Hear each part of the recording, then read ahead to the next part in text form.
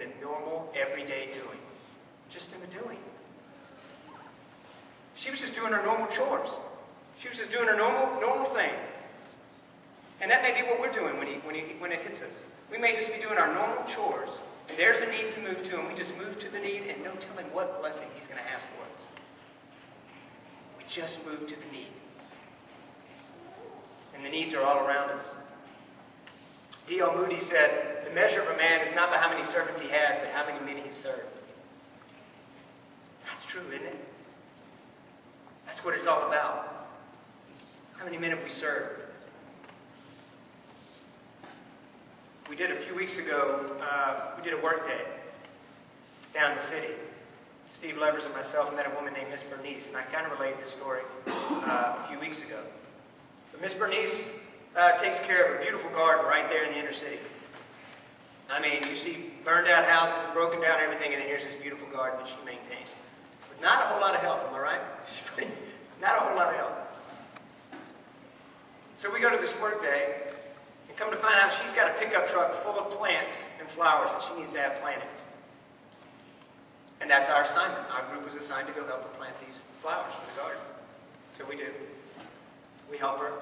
And it's after we're finishing up that she tells us, she told me earlier in the day she was scheduled to have knee surgery, knee replacement surgery, later that week on Friday. We were there on a Saturday. And she says, they told me my flowers were in and I needed to come pick them up. But I had no idea how I was going to get them in the ground. This knee's really hurt me. I don't have anyone to help me. I said, I don't know how I'm going to do it, but I'm just going to pick them up. I'm going to go, yes, I'm going to come get them. I'll come pick them up, and I'll just let God take care of it. And then with tears in her eyes, she tells us, and then you guys show up. And we get them all in the ground on Saturday morning.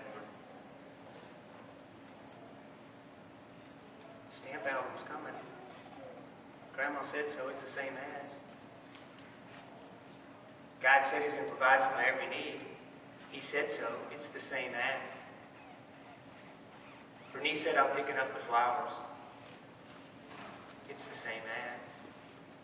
We're going to get them in the ground. God will provide. Will it come within 2 weeks? Maybe not. 2 months? Maybe not. But while we're believing, He's working, and in due time the faith will come to the scene. Kim and I were doing our devotional the other night. And this one really struck me. It's from our Daily Bread, and it was October 26th. And it's by Joe Stoll. I just want to read what he says here. Being like Jesus is not about keeping the rules, going to church and tithing. It's about knowing His forgiveness and committing acts of grace and mercy on a consistent basis. It's about living a life that values all people. And it's about having a heart of full surrender to the will of our Father. Live in such a way that others see Jesus in you. It's a combo deal. It's not all works. It's not just faith. But how does our faith, once the light is shined on us, how does it shine through us to others? We're all crackpots, right? I am. We're all crackpots. But those cracks allow that light to shine through us to others. It's the same as. Have the faith, and then go out and live the faith.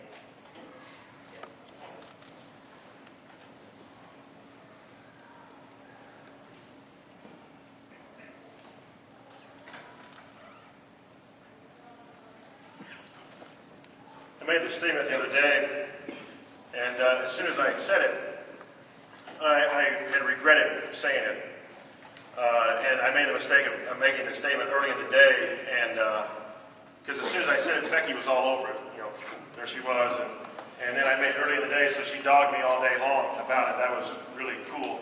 But I was sitting there thinking, and I made a statement to Becky. I said, I think I'm getting old. And she was, of course, just, went on for quite some time.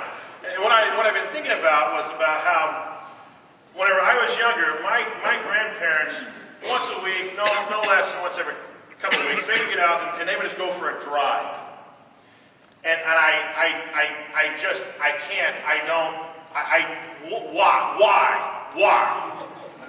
why? And they would say, well, you know, because we want to go see things. And I go, see what?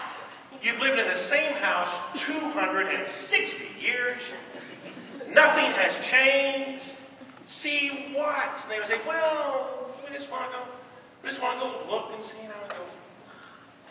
Now, when I was younger, the whole purpose of a car was to get from point A to point B. You didn't just go for a ride, it was to help you get somewhere. And of course you had to fuel up the car and get whatever you needed, because once the trip officially started, you did not stop for anything. And you went as fast as you could from point A to point B without, you know, woe to the fool who would get in front of me and slow me down. I was convinced there was some kind of vast conspiracy with all these idiots on the road, but that's a whole other thing. I've seen a counselor now, and I feel much better. Anyway, so it was beyond me to just get in a car and go ride. And I was telling Becky, I said, I think I'm getting old, because one of the things that Becky and I now love to do is just get in the car and go for a ride. And I'm thinking, I'm turning into my grandparents. But again, Andy, I'll go see a counselor and I'll feel much better. But anyway, that's a whole other story. You know, we will just go for, you know, just go for a trip and just go see what, you know, some afternoon or some evening, and sometimes we'll head back into the town, back into the city, go to different communities and see what we can find or whatever. Sometimes we'll head out into the country and look around. And I still remember the first time she took me to the wineries at Augusta.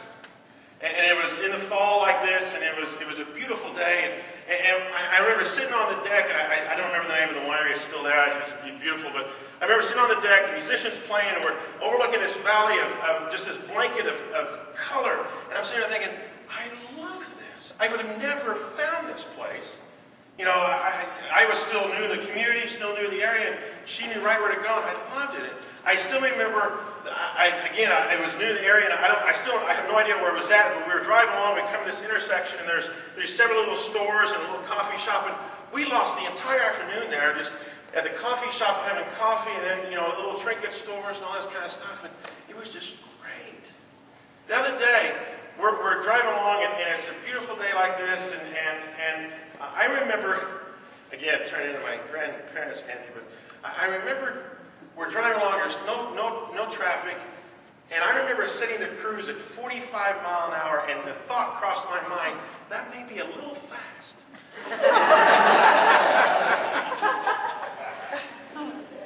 Just wanted to enjoy the day. And it occurred to me why part of that was so enjoyable, and that was because the person I'm on the journey with, I trust. You know, we've been together now 10 years, going on 95, and I know her, and she knows me, and if that wasn't the case, if I didn't trust her, if I didn't know who she was, I wouldn't be focused on enjoying the journey. I'd be focused on whoever I'm with. You know, are you okay? Is it too hot, too cold? You want to stop and get something to drink? Is coffee okay? Well, you know, making sure, you know, what's he thinking, or what's he doing, or what's, that's gone. We're just enjoying the journey.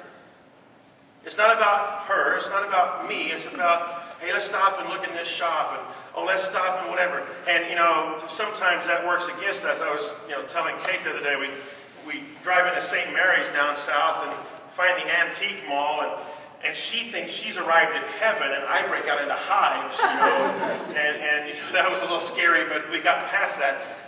But it was just enjoying the journey.